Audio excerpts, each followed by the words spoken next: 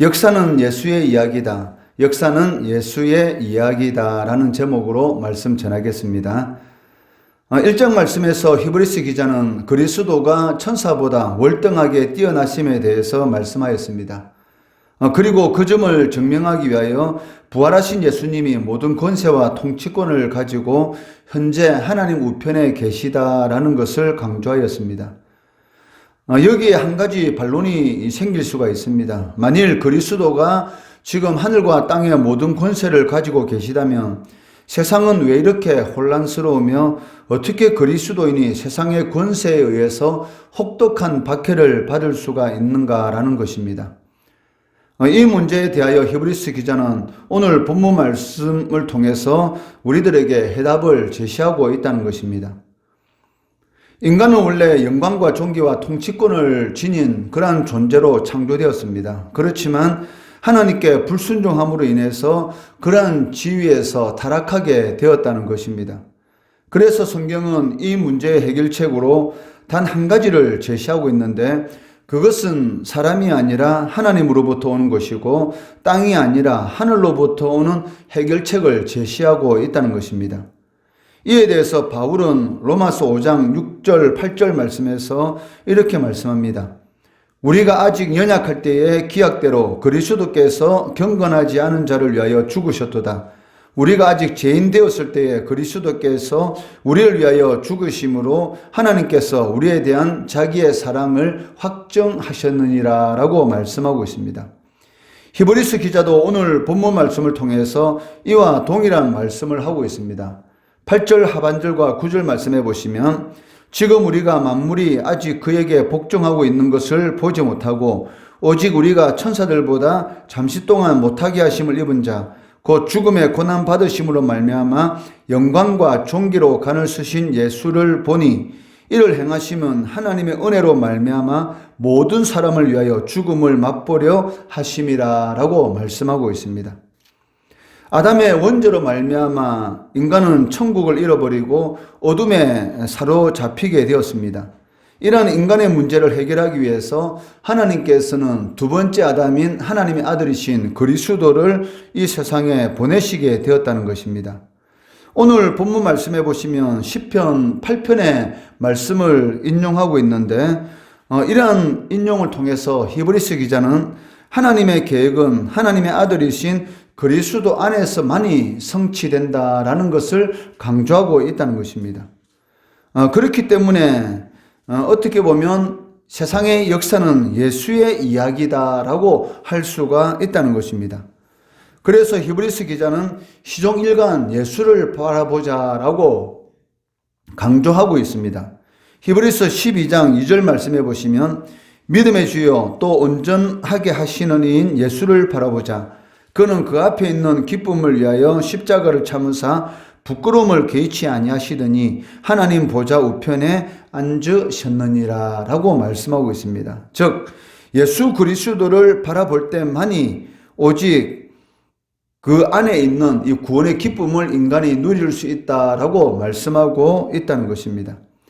이는 히브리서가 인간의 문제 해답이신 예수를 보여주고자 하는 그런 목적을 가지고 기록된 것임을 알 수가 있습니다.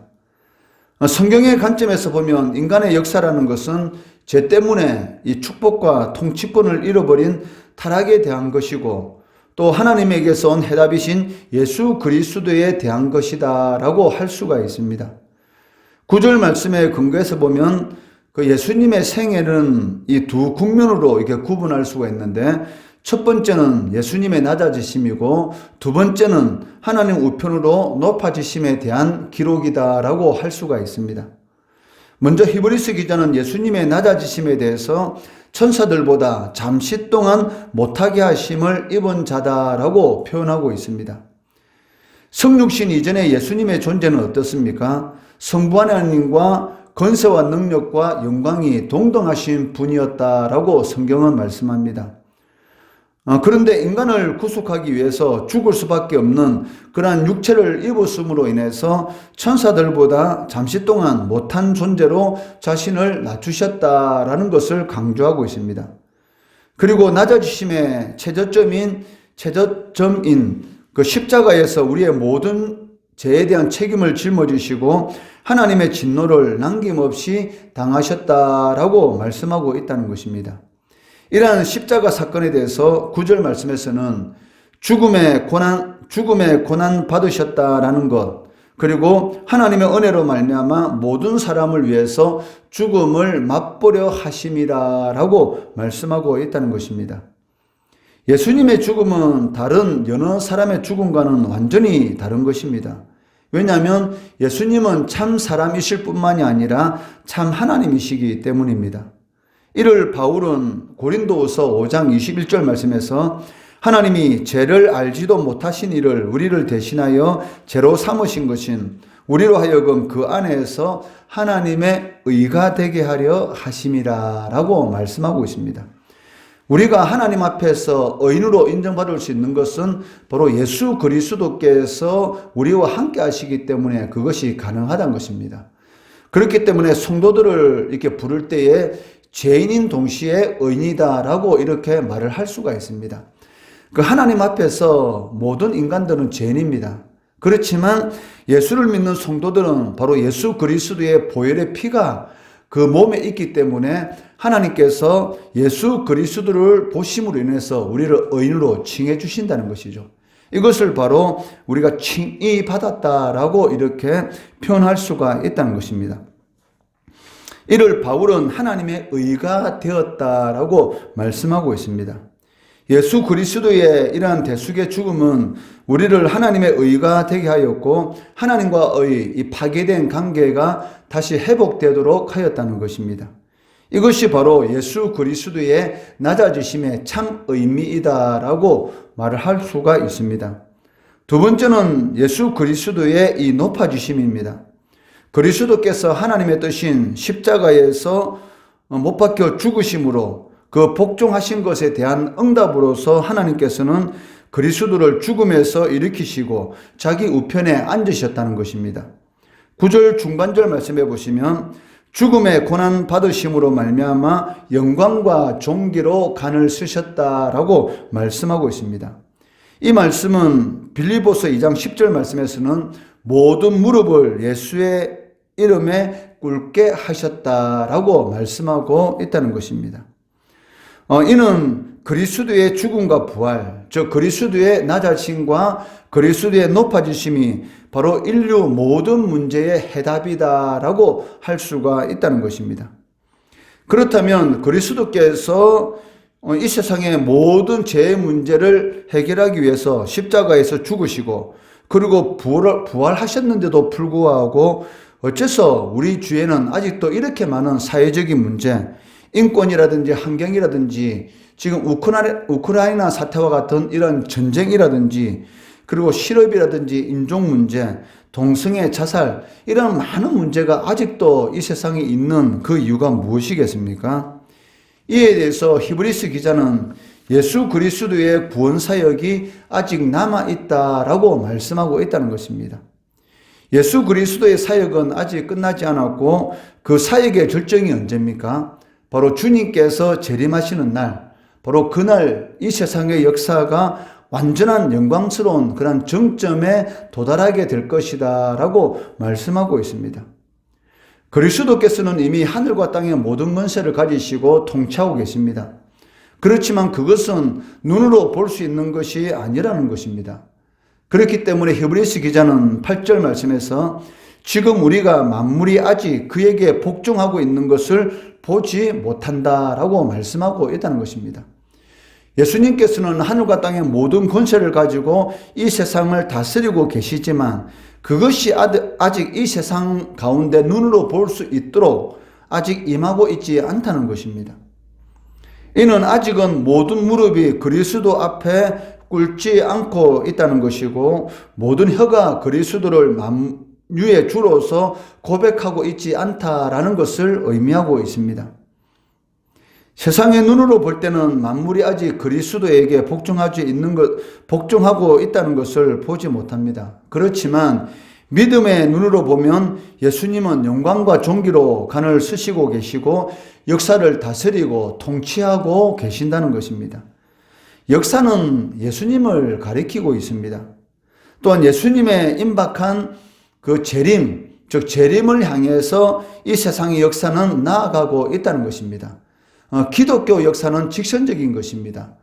불교라든지 이런 그 우상을 섬기는 그런 종교들은 이런 역사를 이런 원으로 이렇게 보고 있습니다. 즉 돌고 도는 것이다라고 보고 있지만 기독교의 역사는 바로 직진입니다. 즉 시작할 때가 있으면 끝날 때가 있다라고 이렇게 말을 하고 있습니다. 그것이 바로 예수 그리스도께서 재림하시는 그날 이 세상의 역사는 끝나게 되는 것이고 영원이라는 그런 이 시간이 시작되는 것입니다.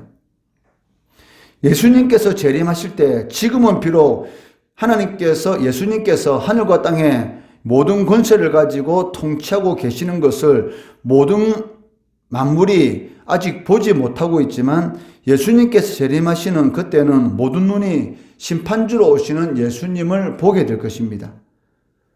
그리고 모든 만물들이 그 앞에서 무릎을 꿇고 모든 혀가 바로 그리스도를 만유의 주로 고백하게 된다는 것입니다.